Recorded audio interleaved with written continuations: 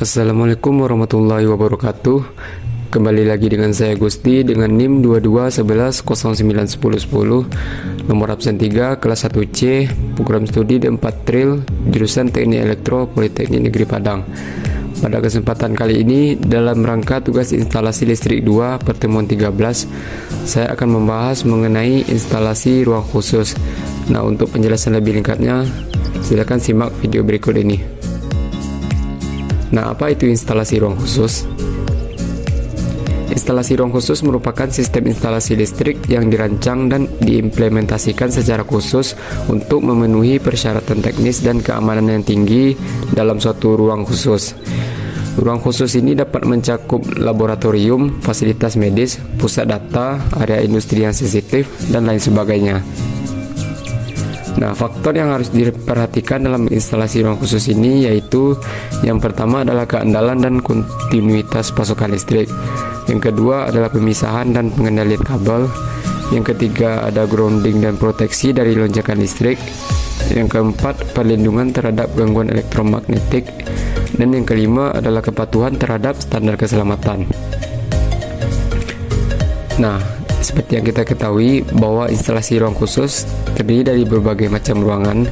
Namun pada kali ini kita hanya akan membahas mengenai ruang berdasarkan zona bahaya kebakaran dan ledakan.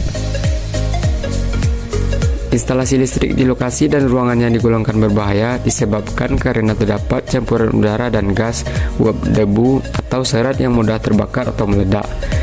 Ruang dengan bahaya ledakan dapat diklasifikasikan dalam beberapa zona, yaitu ada zona 0. Zona ini merupakan zona di mana suatu ruang terdapat atmosfer gas ledak secara terus-menerus atau dalam waktu yang lama.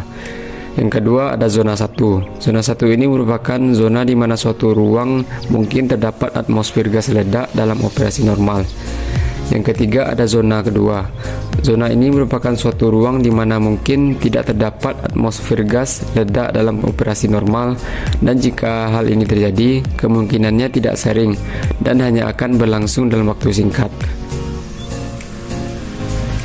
Nah, beberapa hal yang perlu diperhatikan dalam penggunaan perlengkapan listrik dalam ruang di mana terdapat gas ledak yaitu yang pertama adalah klasifikasi ruang berbahaya.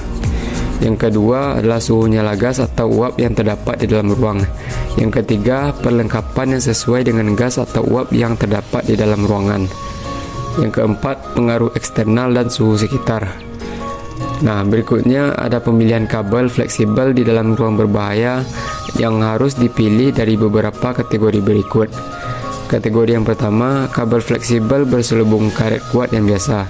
Yang kedua, kabel fleksibel berselubung polikloropren kuat yang biasa. Yang ketiga, kabel fleksibel berselubung karet kuat dan berat. Yang keempat, kabel berselubung polikloropren kuat dan berat.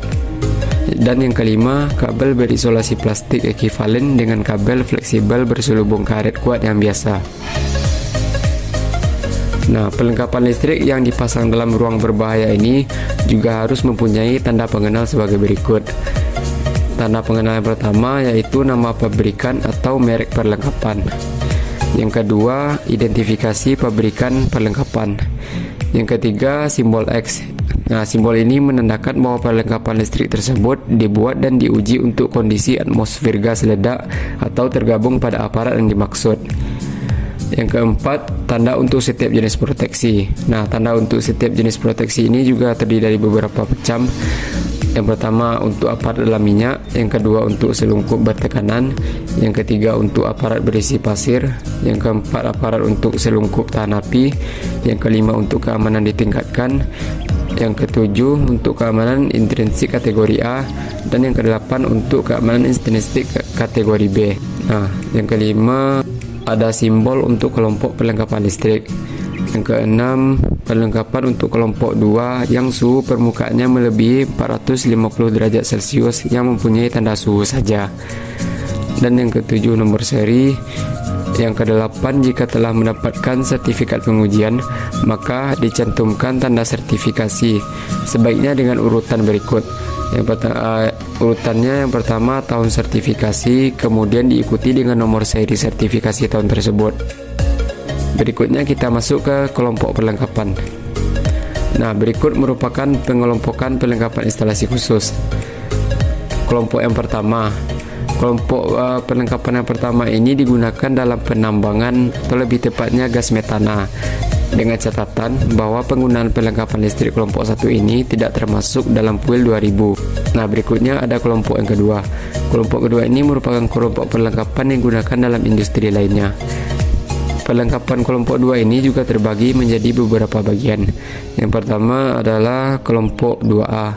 Nah, kelompok 2A ini digunakan untuk atmosfer yang mengandung aseton, amonia, etilen, alkohol, bensin, metana, propan, dan gas atau uap dengan bahaya yang ekivalen. Yang kedua adalah kelompok 2B untuk atmosfer yang mengandung asetaldehid, etilen, dan gas atau uap dengan bahaya yang ekivalen. Yang ketiga ada kelompok 2C. Nah, kelompok 2C ini digunakan untuk atmosfer yang mengandung asetilen, hidrogen, dan gas atau uap dengan bahaya yang ekivalen, dengan catatan bahwa tujuannya untuk mendapatkan daftar gas dan uap yang berbahaya yang agar merujuk ke publikasi IEC 79/12. Berikutnya kita masuk ke perlengkapan yang digunakan dalam setiap zona. Nah, yang pertama ada zona 0. Pada zona 0, perlengkapan yang boleh digunakan dalam ruang zona 0 hanyalah perlengkapan listrik yang mempunyai tanda pengenal sebagai berikut. Yang pertama, perlengkapan yang secara intrinsik aman dengan kategori IA. Yang kedua, perlengkapan lainnya yang khusus didesain untuk digunakan dalam zona 0. Berikutnya ada zona 1. Nah, pada zona 1, perlengkapan yang boleh digunakan dalam ruang zona 1 ini hanyalah perlengkapan listrik yang juga digunakan dalam zona 0, atau perlengkapan dengan jenis yang mempunyai tanda sesuai dengan jenis perlindungan keamanan sebagai berikut. Nah, apa saja? Yaitu yang pertama, berselungkup tahan api dengan kode D. Yang kedua, berselungkup bertekanan dengan kode P. Yang ketiga, perlengkapan berisi pasir dengan kode Q. Yang keempat, perlengkapan dalam minyak dengan kode O. Yang kelima, perlengkapan keamanan yang ditingkatkan dengan kode E. Dan yang keenam, keamanan intrinsik yang dikodekan dengan I. Nah, berikutnya yang ketiga adalah zona kedua. Pada zona kedua ini, perlengkapan yang boleh digunakan hanyalah perlengkapan listrik sebagai berikut. Yang pertama, perlengkapan listrik untuk zona 0 dan zona 1. Yang kedua, perlengkapan listrik dengan selubung bertekanan untuk zona 2. Yang ketiga, perlengkapan listrik khusus yang didesain untuk zona 2, misalnya jenis proteksi dengan kode N. Nah, yang keempat, perlengkapan listrik lainnya sesuai dengan standar lainnya, yang dalam operasi normal tidak menimbulkan busur api atau penyalaan yang dapat memanaskan permukaan. Nah, sekian video penjelasan dari saya. Jika ada kesalahan atau kekurangan, mohon maaf.